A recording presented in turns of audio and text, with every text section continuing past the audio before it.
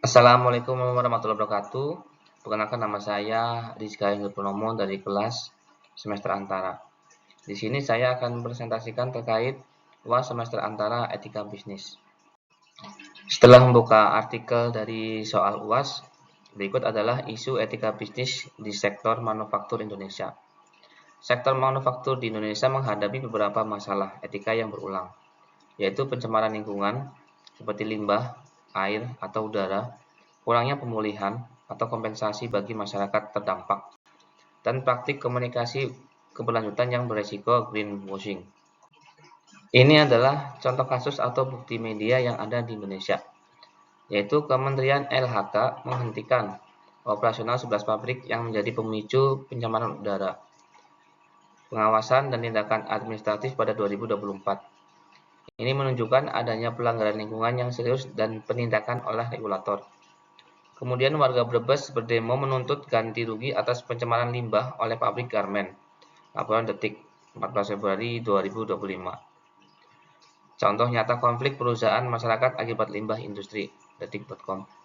Kemudian fenomena greenwashing dan klaim keberlanjutan yang tidak didukung bukti menjadi sorotan opini dan analisis. Ini mempengaruhi kepercayaan publik terhadap klaim CSR atau perusahaan. Survei atau analisis menunjukkan perusahaan Indonesia menghadapi kendala implementasi ESG, teknis biaya kapasitas pelaporan, sehingga pabrik tata kelola dan pelaporan belum merata. Kemudian sementara beberapa perusahaan, contoh laporan keberlanjutan Unilever Indonesia 2024, menunjukkan praktik CSR atau ESG yang lebih terstruktur. Kontras ini menekankan perbedaan antara perusahaan besar yang melaporkan dan banyak perusahaan lain yang belum.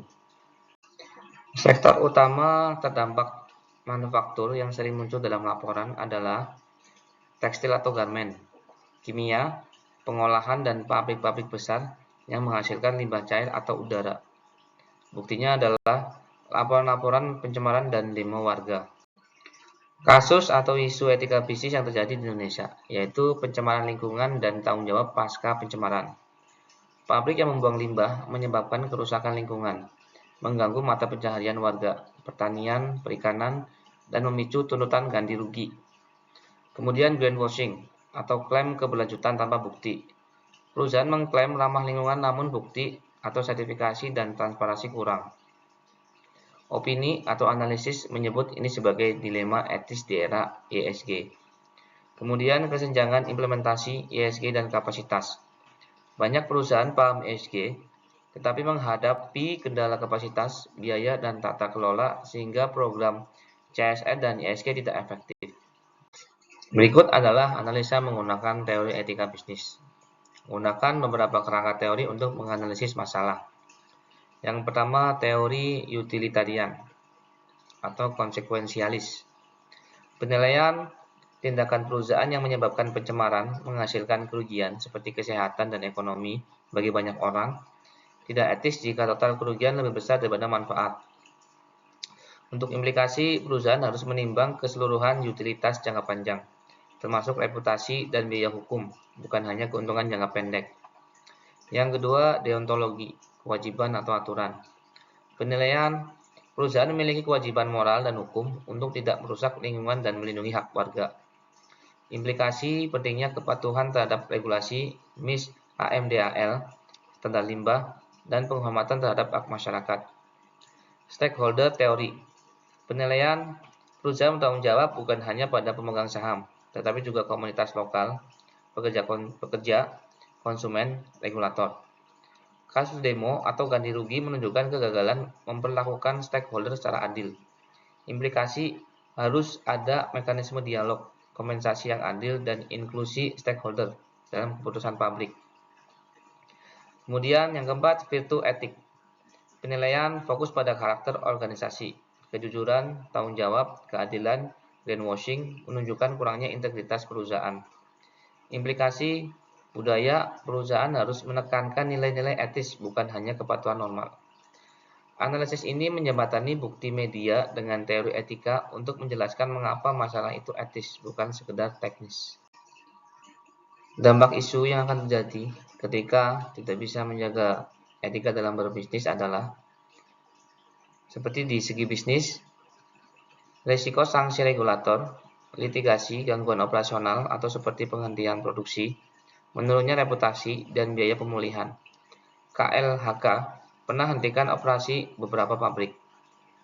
Di sisi konsumen, potensi paparan produk tercemar atau ancaman kesehatan lingkungan sekitar. Berkurangnya kepercayaan pada merek yang melakukan greenwashing. Kemudian untuk masyarakat lokal, hilangnya mata pencaharian seperti pertanian atau ikan mati, biaya kesehatan, konflik sosial, dan demonstrasi. Contohnya di Brebes. Berikut adalah rekomendasi solusi berbasis etika bisnis. Yang pertama, pencegahan dan kepatuhan, short term dan mandatory. Audit lingkungan independen dan pemantauan berkala, third party. Kepatuhan ketat terhadap AMDAL dan standar limbah. Penerapan sanksi internal bila gagal. Sistem deteksi dini dan rencana tanggap darurat atas kebocoran atau pencemaran. Kemudian yang B, transparansi dan akuntabilitas, medium term. Laporan keberlanjutan ESG yang diaudit, publikasikan metrik lingkungan dan bukti mitigasi. Hindari klaim keberlanjutan tanpa bukti. Adopsi standar pengungkapan seperti GRI dan ISO atau sertifikasi pihak ketiga. Dan yang C, pemulihan dan keadilan sosial, community center. Mekanisme kompensasi dan program pemulihan bagi masyarakat terdampak, seperti restitusi, pengobatan, rehabilitasi lingkungan. Forum dialog perusahaan, masyarakat, serta mediasi independen untuk penyelesaian sengketa. Dan yang D, kapasitas dan insentif. Pemerintah atau regulator fasilitasi program bantuan teknis untuk perusahaan kecil agar dapat memenuhi standar ESG. Insentif fiskal untuk investasi pada pengolahan limbah dan teknologi bersih. Penegakan hukum konsisten agar kepatuhan bukan pilihan. Sekian presentasi dari saya, kurang lebihnya saya mohon maaf. Wabillahi taufiq wal hidayah. Wassalamualaikum warahmatullahi wabarakatuh.